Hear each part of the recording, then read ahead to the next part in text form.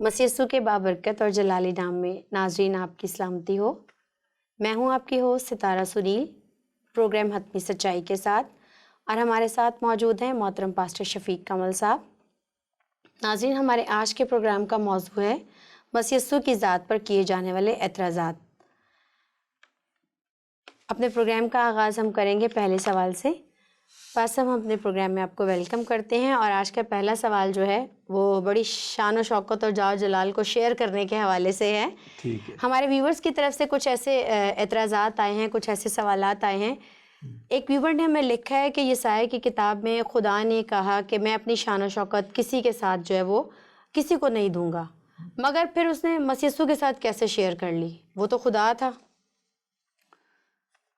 پچھلے پروگرام میں اگر آپ کو یاد ہو تو اسی قسم کے سوالات تھے جی جی، جو مسیح کی ذات میں لوگوں کی مسکنسیپشنس ہیں۔ اور پچھلے پروگرام میں بھی میں نے عرض کیا تھا کہ زیادہ تر سوالات جو مسلمانوں کی طرف سے آتے ہیں مسکنسیپشنس پر مبنی ہوتے ہیں۔ میں ان کو اعتراض نہیں کہوں گا، میں کہوں گا کہ یہ ان کی مسکنسیپشنس ہیں۔ مسکنسیپشن اگر کسی کے ذہن میں ہے تو میں یہ مشورہ دوں گا کہ کرسچن تھیالوجی اور ببلیکل کمنٹریز ضرور پڑھیں۔ پہلے ایک دفعہ پڑھ لیں، جی، بائبل کو براہ راست پڑھنے کی کوشش کرتے ہیں، اور سم ٹائم وہ بیچ بیچ میں سے ٹیکسٹ اٹھا کے پڑھتے ہیں، اور جو ان کے مطلب کے ہوتے ہیں کوشش مطلب کے بھی ہوتے ہیں، وہ دانستہ کرتے ہیں، نہ دانستہ طور پر بھی جب بیچ بیچ میں سے پڑھتے ہیں تو مسکنسیپشنس ڈیولپ ہوتی ہیں۔ ٹھیک، میں کہتا ہوں بائبل تو دنیا کی سب سے بڑی کتاب، سب سے بڑا ادب، سب سے بڑا خدا کا منصوبہ ہے، تو نو ڈاؤٹ اس کو پڑھنے میں تھوڑا ٹائم لگتا ہے۔ لیکن آپ دنیا کی کوئی اور کتاب، ایون کسی شیکسپیئر کی کوئی کتاب یا شاعری کی کتاب یا کوئی اور، اس میں بھی آپ بیچ بیچ میں سے پڑھتے ہیں تو آپ کو کہانی پوری سمجھ نہیں آتی۔ ہاں، کنٹینیوٹی سے پڑھیں تو پھر سمجھ آتا ہے۔ وہ جب تک آپ اس کو ٹھیک طریقے سے نہ پڑھیں تو آپ کو بات، پھر زیادہ تر لوگ مصروف ہیں اجلت میں پڑھتے ہیں، پھر ان کو چیزیں سمجھ نہیں آتی۔ تو یہ جہاں پہ بھی اس قسم کی بات لکھی ہے کہ خدا نے کہا میں اپنی شان و شوکت کسی سے شیئر نہیں کرتا، یا لکھا کہ میں قادر مطلق خدا ہوں، دنیا کے معبود محض بت ہیں، یا لکھا ہے کہ تو صرف خداوند اپنے خدا کی عبادت کرنا، ٹھیک ہے نا، اور غیر معبودوں کو نہ ماننا۔ تو جہاں پر ہمیں غیر معبودوں کی بات اور اصل خدا کی بات کا ذکر ملتا ہے یا کمپیریزن ملتا ہے، تو خدا اپنی ذات، اس کی ذات کو سمجھنا چاہیے کہ اس کی ذات ہے کیا۔ اس کی ذات 3 ڈسٹنکٹ پرسنالٹی پر مبنی ہے، باپ بیٹا رول قدس۔ 3 شخصیت۔ تو یہ 3 شخصیات اس کے، جب خدائے واحد کی بات ہوتی ہے تو یہ 3 شخصیات اس کے اندر شامل ہوتی ہیں، یہ اس سے باہر نہیں ہے۔ تو جو کہہ رہے ہیں کہ مسیح کے ساتھ اس نے اپنی کیسے شان و شوکت شیئر کر لی، تو مسیح کے ساتھ اس کی شان و شوکت جو ہے وہ اس کے اندر ہی ہے، وہ خدا کی ذات کے اندر ہی ہے، یہ باہر نہیں ہے۔ ہاں، مسیح کے علاوہ مجھے بتا دیں کہ اس نے اپنی شان و شوکت کسی کے ساتھ شیئر کی ہو جی، کہ بدھا کی بھی تعظیم کی جائے، ہاں ایک اور بات ہے۔ بلکہ میں کہوں گا کہ میرا آپ پر اعتراض ہے کہ آپ کہتے ہیں کہ اللہ تعالیٰ نے حکم دیا فرشتوں کو کہ آدم کو بھی سجدہ کرو۔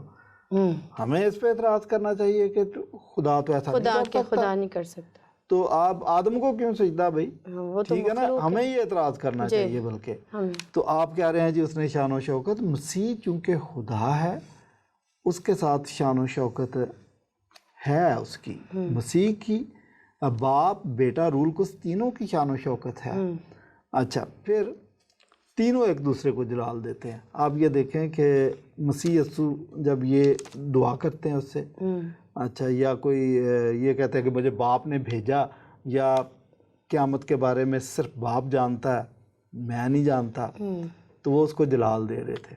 باپ اس کو جلال دے رہا، باپ کہہ رہا ہے کہ ہر ایک گھٹنا، خواہ وہ آسمانیوں کا یا زمینیوں کا، اس کے آگے جھکے اور اس کو ہر ایک زبان اقرار کر۔ جی جی، تو میں آپ سے گزارش کروں گا کہ آپ نظریہ تثلیث اور توحید کلیئرٹی کے ساتھ اگر سمجھ لیں تو اس قسم کے جو مسکنسیپشن والے سوالات ہیں آپ دوبارہ نہیں کریں گے۔ صحیح، ٹھیک ہے۔ پاس صاحب ایک بات، لوگ یہ کہتے ہیں یا مسیح لوگ یہ مانتے ہیں کہ خدا زمین پر آ گیا، ٹھیک ہے، ہم بھی مجسم ہو کر آ گیا خدا زمین پر، لیکن وہ کیسا خدا تھا کہ ایک گورنر کی شان و شوکت کے سامنے اس کی بات کرنے کی ہمت نہ ہوئی؟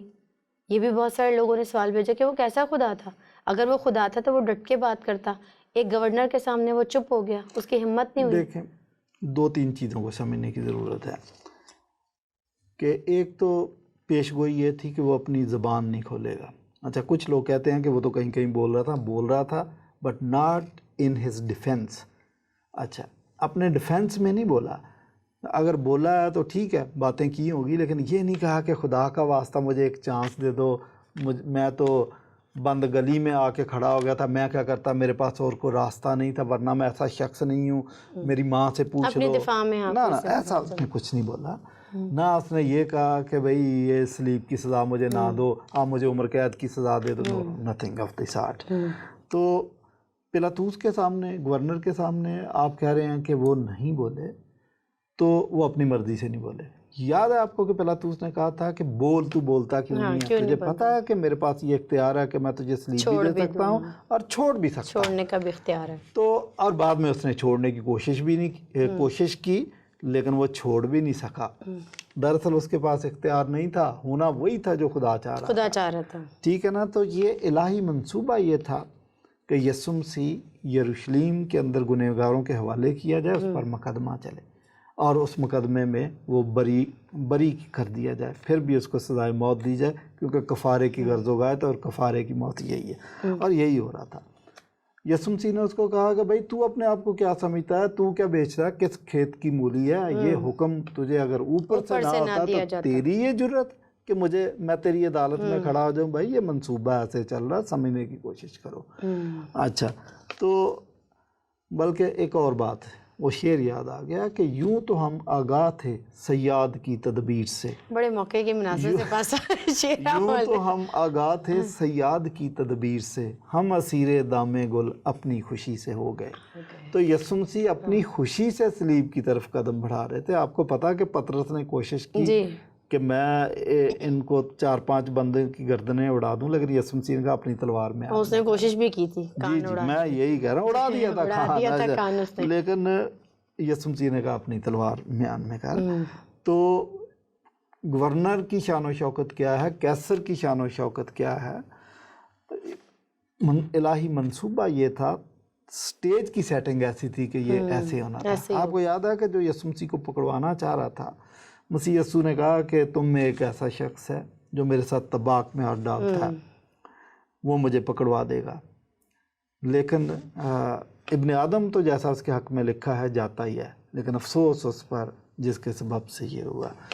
تو پلاطوس بھی اگر اس کو اپنی شان و شوکت کا زوم تھا تو اس پر افسوس، ابن آدم نے تو جیسا اس کے حق میں لکھا ہے جاتا ہی ہے۔ تو ہمیں اس منصوبے کو سمجھنے کی ضرورت ہے۔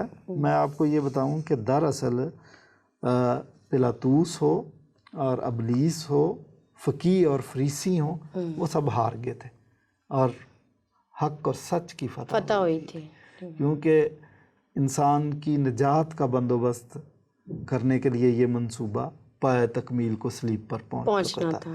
تو مجھے یہ بتائیں کہ جس کے منصوبے کی فتح ہوئی ہے وہ کامیاب ہے یا ابلیس ہے؟ نہیں، یسوع مسیح کامیاب ہوئے۔ تو آپ کو پتا ہے انہوں نے کہا کہ موت تیرا ڈنک کہا، موت فتح کا لقمہ ہو گئی۔ تو مسیح کامیاب ہوئے تھے، یہ اس کی۔ اچھا، پھر آگے بائبل میں اور بھی لکھا ہے کہ اس نے اپنے آپ کو یہاں تک پست کیا کہ موت بلکہ صلیب بھی موت گوارا کی، اس لیے خدا نے بھی اس کو سر بلند کر دیا اور وہ نام بخشا جو سب ناموں سے اعلیٰ۔ تو لوگ پوری بائبل کو اگین پڑھتے نہیں ہیں، بیچ بیچ میں سے پڑھ لیتے ہیں۔ تو اب مسیح ہمارے دلوں پر حکومت کرتا ہے، پوری دنیا کا وہ بادشاہ ہے۔ اچھا پار صاحب، مجھے یہ بتائیے، کیا خدا اپنی ترتیب بدل سکتا ہے؟ نہیں۔ لیکن پار صاحب، یہ جو اگلا سوال میں آپ سے کرنے جا رہی ہوں، اس میں تو ایسا ہی لگتا ہے۔ تو آپ سوال پوچھیں، مجھے پتا چلے گا پہلیاں میں خدا دیکھیں، خدا نبیوں کو بھیجتا تھا انسانوں کے لیے، ٹھیک ہے؟ پھر بھیجنے کی سنت ترک کر کے وہ خود زمین پر آ گیا، کیوں ایسا کیا اس نے؟ پہلی بات تو یہ ہے کہ خدا کیا کر رہا تھا، اس کا منصوبہ کیا تھا، اس نے کس وقت کیا کیا اور کیا کرنا تھا، یہ وہ بہتر جانتا ہے، ٹھیک۔ اور اس نے اپنے منصوبے کے مطابق، یہ بات درست ہے کہ اس نے کہا کہ خدا نے پہلے وقتوں میں حصہ بہ حصہ طرح بطرح نبیوں کی معرفت کلام کیا، لیکن اخیر زمانہ میں وہ بنفس نفیس انسان کے ساتھ کلام کرنے کے لیے خود کھڑا ہو گیا. ٹھیک. منصوبہ ہی یہی تھا. صحیح. اچھا تو اگر مجھ پر یہ سوال کیا جا رہا ہے کہ اس نے اپنی سنت بدلی، پہلے نبیوں کو بھیجتا تھا اور پھر وہ خود آ گیا سنت بدلی، میرا بھی یہ سوال ہے کہ مسلمانوں کا کہنا یہ ہے کہ خدا نے ہر قوم اور ہر قبیلے میں ایک رسول بھیجا ہے. مجھے بتائیں کس قوم میں رسول آیا؟ ایک ہی قوم میں آتے رہے ہیں، ٹھیک ہے نا. یا for the sake of argument مسلمان کہتے ہیں کہ عرب میں بھی آیا، باقی قوموں میں کدھر آیا نبی؟ جی کوئی نبی جو نہیں. کم یہاں دنیا میں. اچھا کوئی نبی نہیں ہے، کوئی رسول نہیں ہے.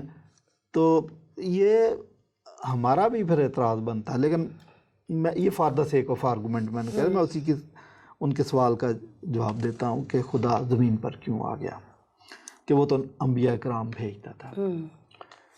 آپ منصوبے کو سمجھنے کی کوشش کریں، ٹھیک ہے.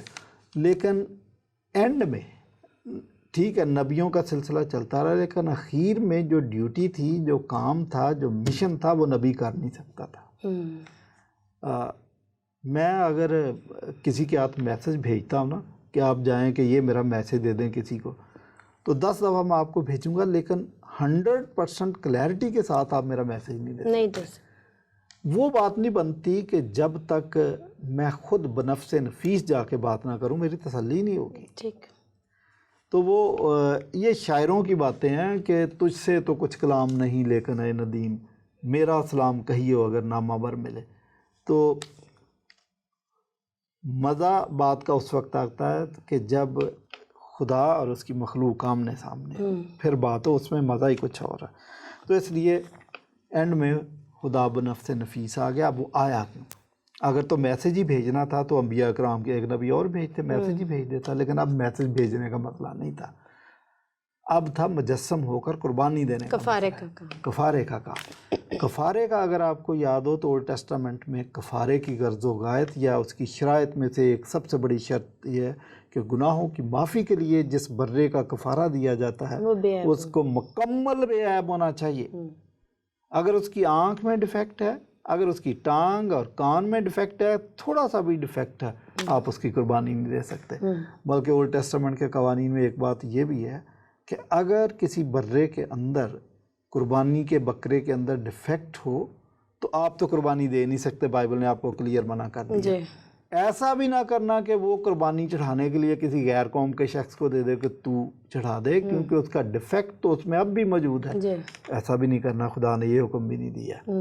تو جہاں خدا اتنا پرفیکشن کے ساتھ قوانین دے رہا ہے، پورے بنی نوع انسان کے لیے قربانی دینے کا اگر معاملہ آ گیا تو یہ قربانی نبی دے نہیں سکتا، کیونکہ بائبل کا فیصلہ ہے کہ سب نے گناہ کیا اور خدا کے جلال سے محروم ہے.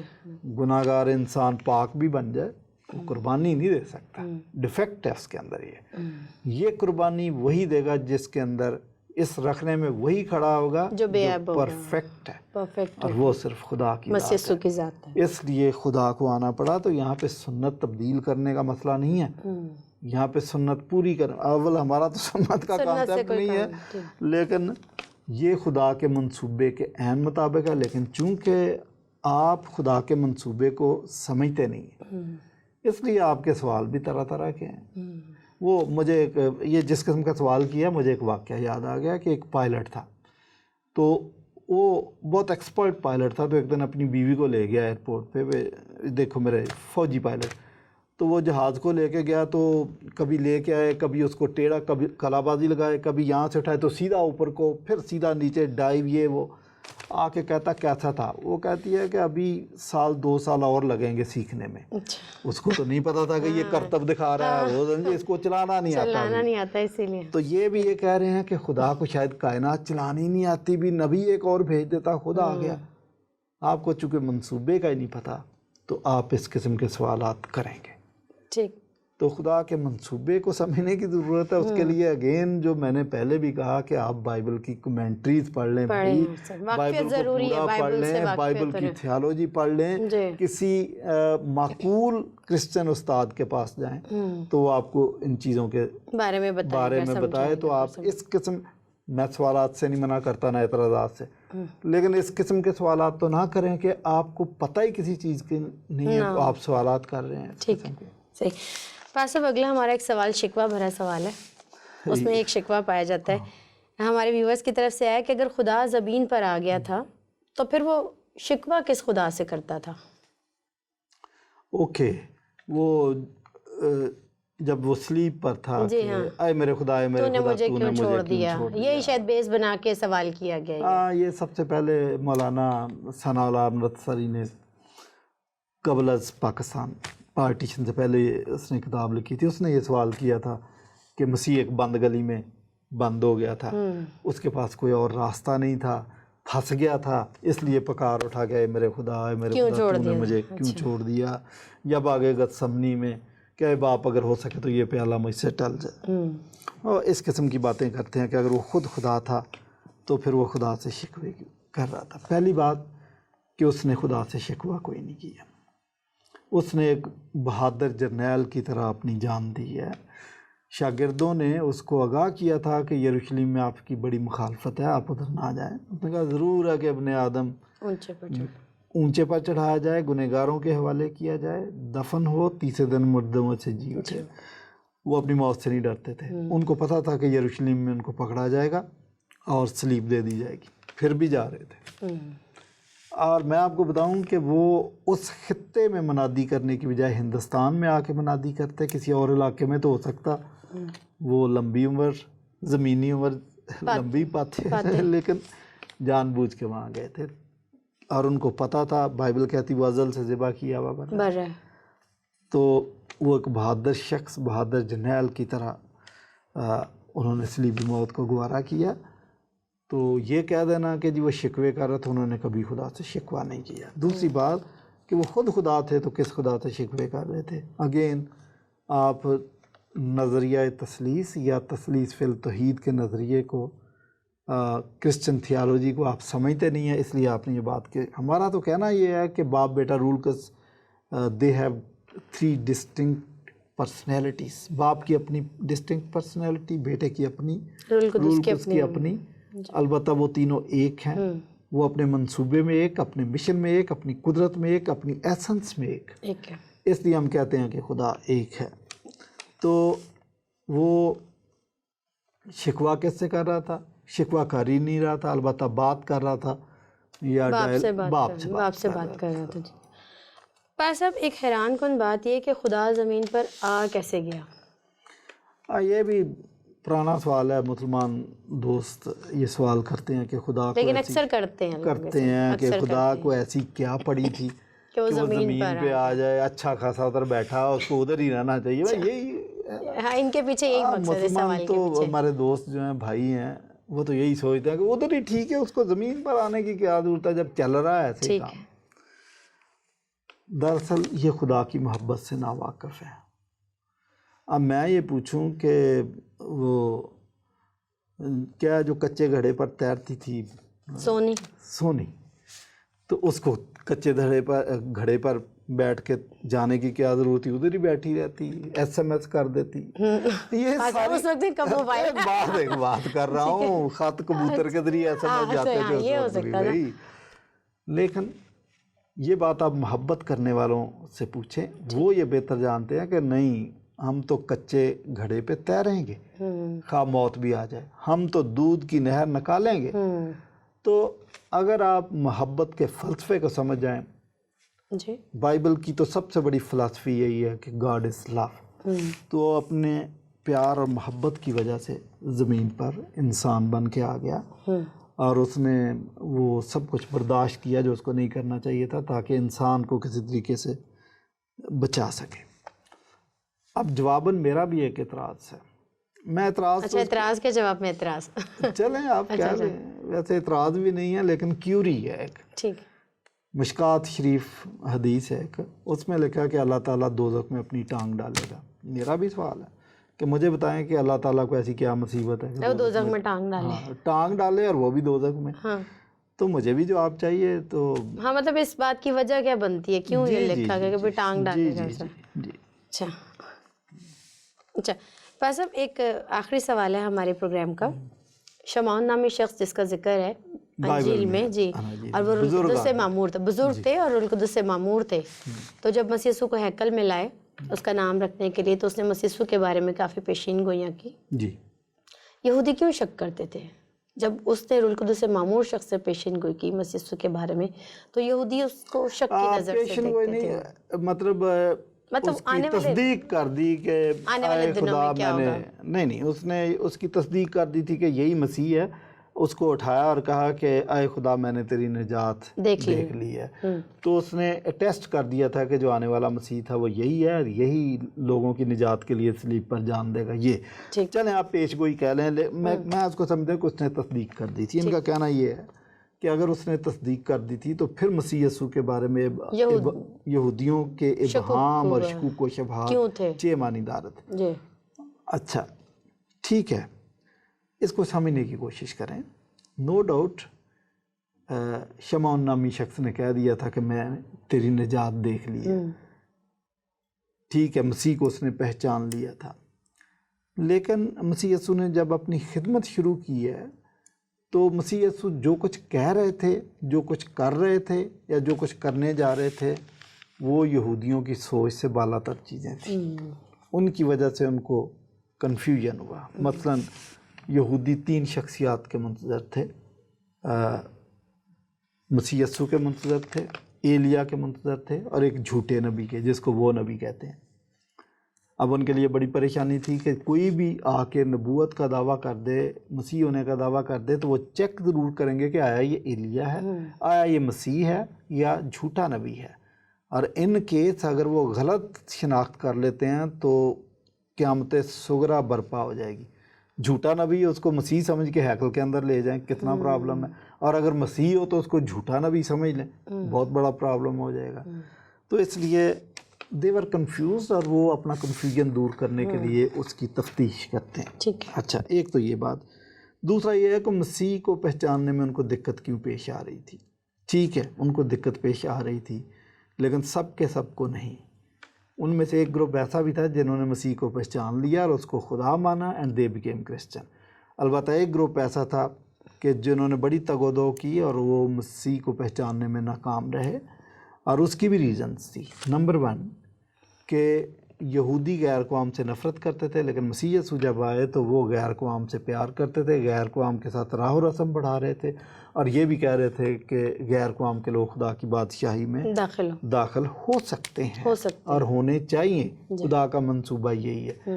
اچھا پھر آپ کو جگہ جگہ یہ نظر آئے گا کہ غیر قوم کے کسی شخص میں اگر ایمان کی تھوڑی سی رمق بھی نظر آتی تھی تو مسیح یسوع اس کی تعریف کرتے تھے.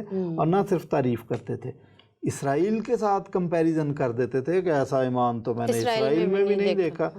تو یہ باتیں اسرائیلیوں کو کھٹکتی تھی. تو ایک تو یہ بات تھی جس کی وجہ سے یہودی کنفیوز تھے کہ بھائی اس کو ہو گیا کیا یہ اسرائیلی نہیں ہے، اس کو تو پہلے یہودی مفادات کے لیے کام کرنا چاہیے. دوسری بات کہ مسیح یسوع نے کبھی ایز اے جوش لیڈر تقریر نہیں کی تھی کہ میں یہودیوں کا لیڈر ہوں، تمہاری سڑکیں پکی کرا دوں گا، تمہیں 10% کوٹا دلواؤں گا رومیوں سے اور تمہاری نوکریاں 18ویں گریڈ میں کرا دوں گا اور پانی کا نل کا گھر گھر پہنچوں گا، جزیہ معاف ہو جائے گا. ٹھیک ہے، اس قسم کی اس نے تقریر نہیں کی تو وہ یقیناً اس کے خلاف تھے. یہ کیا کرے گا. تیسری بات، یہودی قسم پرسی کی زندگی گزار رہے تھے. قوموں نے ان کو مارا، لوٹا، اسیر کیا، تنگ کیا. یونانیوں نے مارا، بابلیوں نے مارا، ابھی رومی حکومت کر رہے تھے. تو وہ یہ سوچتے تھے کہ اب جب نبی آئے گا، مسیحا آئے گا تو وہ ایک سپر مین ہوگا، بڑا ہیوی قسم کا بندہ ہوگا، بڑے بڑے مسلز ہوں گے اور وہ رومیوں کو مارے گا، ان کے جبڑے توڑ دے گا، ہمیں چھڑائے گا، آزادی دلائے گا اور ہماری حکومت قائم ہوگی اور سلیمان کا سنہری دور شروع ہو جائے گا وغیرہ وغیرہ. مسیح یسوع تو حکومت کے بارے میں کوئی بات کر نہیں رہے تھے کہ میں تمہاری ریاست قائم کرنے آیا ہوں. اچھا بلکہ انہوں نے تلواریں شلواریں چمکا کے اس کو دکھائیں بھی. انہوں نے کہا اپنی تلواریں میان میں رکھو. تو یہ پریشان تو تھے کہ یہ استاد ہے کیسا، یہ تو الٹا کہہ رہا ہے کہ اگر کوئی تمہارے دائیں گال پر تھپڑ مارے تو بائیں گال اس کی طرف پھیر دو، تو یہ ہمیں حکومت تو نہیں لے کے دے گا. تو یہ باتیں تھیں. چوتھی بات یہ تھی کہ جب وہ اپنی ڈیونٹی کی بات کرتے تھے، آئی ایم گاڈ، 13 دعوے انہوں نے ایسے کر دیے کہ میں ہوں، جو روٹی آسمان سے اتری میں ہوں، راہ اور زندگی میں ہوں، قیامت اور زندگی میں ہوں، انگور کا حقیقی درخت میں ہوں، दुनिया का नूर मैं हूँ वगैरह वगैरह, अच्छा चरवाहा मैं हूँ। तो अब आप ये देखें कि जब उन्होंने कहा कि स्पेशतर के इब्राहिम था मैं हूँ, तो यहूदियों ने पत्थर उठा लिए थे। जब उन्होंने कहा बेटा तेरे गुनाह माफ़ हुए, तो यहूदियों ने एतराज़ किया कि ये इंसान है, इसको गुनाह माफ़ करने का इख्तियार कैसे हो गया। तो सबसे बड़ा क्लैश तो मसीह यीशु की डिविनिटी पे था कि ये खुदाई दावा कर रहे हैं, हम नहीं छोड़ेंगे इसको। तो इस तरीके से जो कन्फ्यूजन उनका था इस ग्रुप का, उन्होंने इस कन्फ्यूजन की बुनियाद पर कहा कि मसीह को मसलूब कर दिया जाए और हमें बराबा दे दिया जाए। ठीक, खूनी को मांग ले तो ये कहना जी कि शमौन की बात पे वो क्यों नहीं चले, वो शमौन की ठीक है अपनी ऑब्जर्वेशन थी और उसने तो उसको पहचान लिया और उसने खुदा का शुक्र भी अदा किया। और वक्तन फ़क्तन और भी लोग थे जो जानते थे कि यही मसीह है, लेकिन मसीह के जी उठने के बाद जो लोग भी सामने आए कि उन्होंने पहचाना कि यही मसीह है, यही खुदा है, यही खुदावंद है, यही मेरा बादशाह, दे बिकेम क्रिश्चियन। तो आप कॉन्टेक्स्ट को समझे बगैर बात कर देते हैं।